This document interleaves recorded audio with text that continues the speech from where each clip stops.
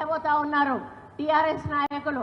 మళ్ళీ ఏంటి అంటే కాంగ్రెస్ పార్టీ ఏం చేస్తలేదు అంటే వాళ్ళకి ఏమీ కనపడతలేదు అంటే చెవులుండి కూడా వినలేని చెవిటి వాళ్ళు, కళ్ళుండి కూడా చూడలేని గుడ్డి వాళ్ళు ఎవరన్నా ఉన్నారు అంటే కేవలం అది టీఆర్ఎస్ వాళ్ళే అని చెప్పి, అందులో ముఖ్యంగా కేటీఆర్ గారు అని చెప్పాల్సిన అవసరం ఉన్నది. మరి ఆయన మంత్రిగా ఉన్నప్పుడు వాళ్ళు 10 సంవత్సరాలు రైతులకు ఏ విధంగా ఏం మేలు చేశారని చెప్పేసి ఒక్కసారి వాళ్ళ ఆత్మ పరిశీలన చేసుకోవాల్సిన అవసరం ఉన్నది.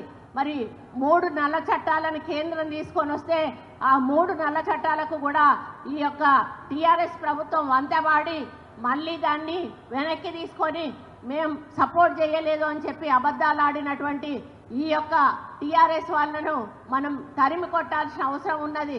మరి 10 సంవత్సరాలు మీరు సరిగా పరిపాలన చేస్తుంటే ఈ 2.5 సంవత్సరాల కాలంలో మేము చేసిన దాంతో 10 మీరు చేసి ఉండేవాళ్ళు. కానీ 10 సంవత్సరాలు మీరు ఏమి చేయకుండా మిమ్మల్ని ప్రజలు తిరస్కరించి ఎల్లగొట్టి ఈరోజు కాంగ్రెస్ పార్టీ ఉంటేనే రైతు రాజ్యం ఉంటుంది అని చెప్పి మీరు కాంగ్రెస్ పార్టీని ఎన్నుకున్నప్పుడు ఈరోజు ఓర్చుకోలేనటువంటి టీఆర్ఎస్ పార్టీ వాళ్ళు ఇచ్చిన హామీలు ఎప్పుడూ నిలబెట్టుకోలేదు. ఈరోజు కాంగ్రెస్ పార్టీ మీద పడి హామీలు నిలబెట్టుకోలేదు అంటున్నారు. మేము అన్ని హామీలను నిలబెట్టుకుంటా ఉన్నాం.